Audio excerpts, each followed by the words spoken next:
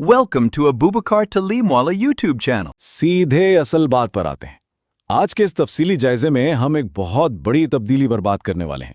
Industry 4.0 के technology के गलबे से निकलकर इंडस्ट्री 5.0 की तरफ, जहां इंसान मरकज है। ये वो तब्दीली है जो हमारे मुआशी और समाजी मुस्तकबिल को पूरी तरह बदल रही है। टेक्नोलॉजी की संधि दौड़ के बाद आखिर इंसानियत की तरफ ये वापसी कैसे मुमकिन हो रही है, बस इसी को हम आज समझने की कोशिश करेंगे। तो आगे बढ़ने का रास्ता बिल्कुल साफ है। सबसे पहले हम इंसानी आलात के इर्तिका पर नजर डालेंगे, फिर इंडस्ट्री 4.0 का जायजा लेंगे, इसके बाद मसनूई ज़हानत यानी एआई की हकीकत और उसकी पोशीदा कीमतों पर बात होगी, और आखिर में इंडस्ट्री 5.0 की तरफ मुंतकली और अपने मुस्तकबिल के इंतखाब को समझेंगे। वैसे इस पूरी मुआशी और सामाजी बहस की बुनियाद हवा में नहीं है। हम यूरोपियन यूनियन की माली मुआवनत से तैयार की गई एक इंतहाई मुस्तनद दस्तावेज़ का सहारा ले रहे हैं। इसी में इन तमाम तब्दीलियों का बहुत बारीकी से जायजा लिया गया है जिनका सामना आज की जदीद दुनिया कर रही है। तो चलें पहले हिस्से से शुरुआत करते हैं, इंसानी आलात का इर्तिका। अगर हम तारीख पर नज़र दौड़ाएं तो ये बात वाज़ेह होती है कि इंसान ने हमेशा अपने आलात के साथ ही तरक्की की है। 18वीं सदी में भांप और मशीनों के पहले इनकलाब से शुरू होने वाला ये सफ़र 19वीं सदी में बिजली और असेंबली लाइंस तक जा पहुंचा।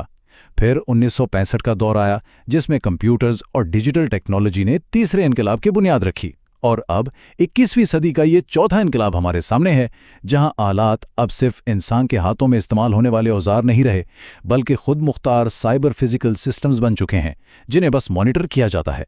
ये एक बहुत बड़ी जस्त थी। अब आते हैं दूसरे हिस्से की तरफ, इंडस्ट्री 4.0 में खुशामदीद।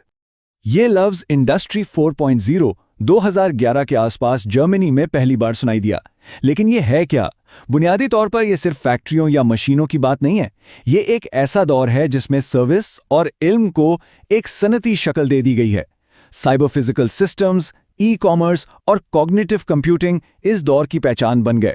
इसका मतलब है कि बेतहाशा डेटा पैदा करना, हर वक्त इंटरनेट से जुड़े रहना और फिजिकल दुनिया को कंप्यूटर्स की ताकत के साथ मिला देना, इसी चीज़ ने हमारी रोज़मर्रा की ज़िंदगी को मुकम्मल तौर पर डिजिटल करके रख दिया है। लेकिन इस दस्तावेज़ के मुताबिक इस डिजिटल उरूज के साथ कुछ संगीन मसाइल भी वाबस्ता हैं। इसमें एक बहुत बड़ी तनकीद की गई है कि ये एक ऐसा सन्नती मॉडल है जो इंसानों, उनके हुकूक या माहौलियात के बजाय लगभग मुकम्मल तौर पर शेयर होल्डर्स के मुनाफा और कदर पर तवज्जो मरकूज करता है। इस अंधी दौड़ का मकसद सिर्फ और सिर्फ पैदावार और मुनाफा बढ़ाना था, जिसकी वजह से कई ऐसे समाजी और माहौलियाती मसाइल पैदा हुए जिन्हें नज़रअंदाज करना अब मुमकिन नहीं। जिसके बाद हम पहुंचते हैं अपने तीसरे हिस्से पर, मसनूई ज़हानत यानी एआई की हकीकत। आजकल टेक्नोलॉजी की दुनिया में हर तरफ बस एआई यानी मसनूई ज़हानत का ही चर्चा है। ऐसा लगता है जैसे ये कोई कल की बात हो या कोई अचानक नमूदार होने वाला जादू हो, लेकिन सच्चाई इससे काफ़ी मुख्तलिफ है। इसकी जड़ें कई दहाइयाँ पुरानी हैं। हैरत अंगेज़ तौर पर इसका आगाज़ 1946 की मैसी कॉन्फ्रेंसेस और फिर 1956 के डार्टमाउथ रिसर्च प्रोजेक्ट से हुआ है। इन्हीं प्रोजेक्ट्स में साइंसदानों ने मशीनों के काम करने के बुनियादी उसूल तय कर लिए थे। यानी ये कोई जादू नहीं, बल्कि मुकम्मल तौर पर रियाजियाती मंतिक और नेटवर्क के ढांचों पर खड़ी एक साइंस है। और इसी साइंस की सबसे जदीद शक्ल जो आजकल सबसे ज़्यादा इस्तेमाल हो रही है वो है जेनरेटिव एआई। ये बुनियादी तौर पर डीप लर्निंग मॉडल्स हैं जो बेतहाशा ट्रेनिंग डेटा को हजम करके उनमें मौजूद पैटर्न्स को पहचानते हैं और फिर उनकी बुनियाद पर बिल्कुल नए लेकिन मिलते जुलते नताइज पैदा करते हैं। हकीकत में ये मशीनें सोचने समझने वाले इंसान नहीं हैं, बल्कि ये बहुत ही आला दर्जे की शुमारियाती पेशीनगोई करने में माहिर हैं। बस यही इनका असल काम है। अब वक्त आ गया है चौथे हिस्से का, जो कि बहुत अहम है, पोशीदा कीमतें। एआई के इस चमकदार और मॉडर्न चेहरे के पीछे कुछ तल हकायक छुपे हैं। अगर हम सरमायाकारी पर नज़र डालें तो 2013 से 2022 के दरमियान प्राइवेट सेक्टर की जानिब से एआई में होने वाली सरमायाकारी में 1800% का होशरुबा इजाफा देखने में आया है। 1800%! ये रकम लगभग 92 अरब डॉलर्स बनती है, और इस बेतहाशा पैसे ने इस पूरी दौड़ को एक अलग ही सतह पर पहुंचा दिया है। लेकिन ज़रा एक और हैरानकुन पहलू पर गौर करें। एक मोहतात अंदाजे के मुताबिक ओपन एआई की सिर्फ एक चैटबॉट सर्विस को रोजाना चलाने की कीमत $7 लाख तक हो सकती है। जी हां, रोजाना के $7 लाख, और यह सिर्फ सर्वर्स और कंप्यूटर्स को ऑन रखने की कीमत है। اس سے بخوبی اندازہ لگایا جا سکتا ہے کہ اتنی زبردست پروسیسنگ پاور کا ہماری توانائی کے ذخائر اور ماحولیات پر کتنا بھاری بوجھ پڑتا ہے۔ اب ان اربوں ڈالرز کی سرمایہ کاری اور لاکھوں ڈالرز کے روزانہ اخراجات کے مقابلے میں ایک اور ہندسہ دیکھتے ہیں جو کہ کافی تکلیف دہ ہے۔ صرف $10۔ یہ وہ روزانہ کی اوسط اجرت ہے جو کینیا جیسے ممالک میں ان ورکرز کو دی جاتی ہے جو پس پردہ بیٹھ کر ان AI سسٹمز کو تیار کرتے ہیں۔ یہ لوگ اپنے ہاتھوں سے ڈیٹا کو ٹیگ کرتے ہیں تاکہ مشینیں سیکھ سکیں۔ ایک طرف اربوں کا سرمایہ اور دوسری طرف روزانہ کی $10 کی مزدوری۔ یہ تضاد اپنے آپ میں بہت کچھ بیان کرتا ہے۔ یہ بات سمجھنا ضروری ہے کہ مشینیں خود بخود نہیں سیکھتیں۔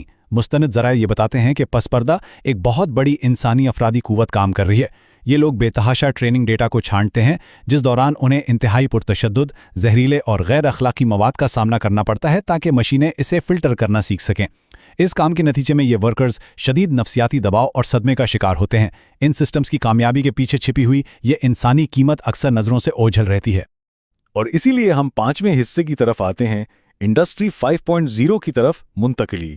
پچھلے دور کی ان تمام خامیوں، بڑھتی ہوئی بے چینیوں اور ماحولیاتی نقصانات کے حل کے طور پر ایک نیا فریم ورک پیش کیا گیا ہے جسے انڈسٹری 5.0 کہا جاتا ہے۔ یہ ایک ایسی معاشی منتقلی ہے جس کا مقصد صنعت کی توجہ کو صرف شیئر ہولڈرز کے منافع سے ہٹا کر معاشرے کی فلاح، ماحولیاتی بقا اور انسانوں کے حقوق کی طرف موڑنا ہے۔ یہ ایک شعوری اور نہایت ضروری قدم ہے۔ اس کا بنیادی اصول یہ ہے کہ ٹیکنالوجی کو انسانوں اور اس سیارے کی خدمت کرنی چاہیے، نہ کہ اس کے الٹ۔ اگر ان دونوں ادوار کا آمنے سامنے موازنہ کیا جائے تو تصویر بہت واضح ہو جاتی ہے۔ ایک طرف انڈسٹری 4.0 ہے جس کا سارا زور صرف افادیت، پیداواری صلاحیت اور ہر قیمت پر منافع کمانے پر ہے، جبکہ دوسری طرف انڈسٹری 5.0 کا تصور ہے جس کی توجہ انسان مرکزیت، ماحولیاتی پائیداری اور سسٹمز کی مضبوطی پر مرکوز ہے۔ یہ نیا یورپی فریم ورک مشینوں کی اس اندھی دوڑ کے بجائے ایک ایسے متوازن نظام پر زور دیتا ہے جو معاشرے اور ہماری فطرت دونوں کے حق میں بہتر ہو۔ اس نئے ویژن کو 3 بنیادی ستونوں پر کھڑا کیا گیا ہے۔ پہلا ستون ہے انسان مرکزیت، یعنی ٹیکنالوجی کو ذاتی ڈیٹا کا تحفظ کرنا چاہیے اور ورکرز کو ہٹانے کے بجائے ان کی ہنرمندی کو بڑھانا چاہیے۔ دوسرا ستون پائیداری ہے، جس کا مطلب ہے سرکولر اکانومی کو اپنانا اور ماحولیاتی حدود کا سختی سے احترام کرنا۔ اور تیسرا ہے لچک اور مضبوطی، یعنی ایسے سسٹمز تیار کرنا جو مستحکم ہوں اور سائبر حملوں یا موسمیاتی تبدیلیوں جیسے بڑے جھٹکوں کا ڈٹ کر مقابلہ کر سکیں۔ یہ صرف نظریاتی باتیں نہیں ہیں بلکہ جدید معاشرے کی بقا کے لیے انتہائی ضروری ہیں۔ تو پھر ہم اپنے آخری اور چھٹے حصے پر آ جاتے ہیں، اپنے مستقبل کا انتخاب۔ اب ٹیکنالوجی جس سمت میں جا رہی ہے اس کا حتمی فیصلہ ابھی بھی انسانی ہاتھوں میں ہی ہے۔ سال 2000 کی بات ہے جب مشہور کمپیوٹر سائنسدان بل جوائے نے ایک بہت سنجیدہ انتباہ دیا تھا۔ انہوں نے کہا تھا کہ اصل خطرہ مشینوں کا دنیا پر قبضہ کرنا یا ان کی بغاوت نہیں ہے، بلکہ اصل خطرہ یہ ہے کہ انسان مکمل طور پر ان مشینوں پر منحصر ہو جائے، یعنی معاشرہ اپنے تمام اہم فیصلے آنکھیں بند کر کے الگورتھمز کے حوالے کر دے اور خود لاچار ہو جائے۔ اس پورے تجزیے سے نکلنے والا سب سے اہم سبق یہی ہے کہ مصنوعی ذہانت یا مستقبل کی کوئی بھی ٹیکنالوجی بذات خود نہ تو بری ہوتی ہے اور نہ ہی اچھی۔ اس سے ملنے والے فوائد یا نقصانات مکمل طور پر ڈیزائن اور اس پر عمل درآمد کے انسانی فیصلوں پر منحصر ہیں۔ یہ وہ کاروباری مقاصد اور انسانی محرکات ہیں جو ان ٹیکنالوجیز کی سمت طے کرتے ہیں۔ اگر نظام کی بنیاد ہی انسانی فلاح پر رکھی جائے تو اس کے نتائج بھی یقیناً مثبت ہی نکلیں گے، جو ہمیں اس پورے جائزے کے سب سے بڑے اور حتمی سوال کی طرف لے آتا ہے۔ کیا معاشرہ ان مشینوں کا کنٹرول اپنے ہاتھ میں رکھے گا یا پھر مکمل طور پر ان کا محتاج ہو کر رہ جائے گا؟ یہ ایک ایسا فیصلہ کن موڑ ہے جہاں درست سمت کا انتخاب آنے والی نسلوں کا مستقبل طے کرے گا۔ اس سوال کا جواب بہرحال ہمیں مل کر ہی تلاش کرنا ہوگا۔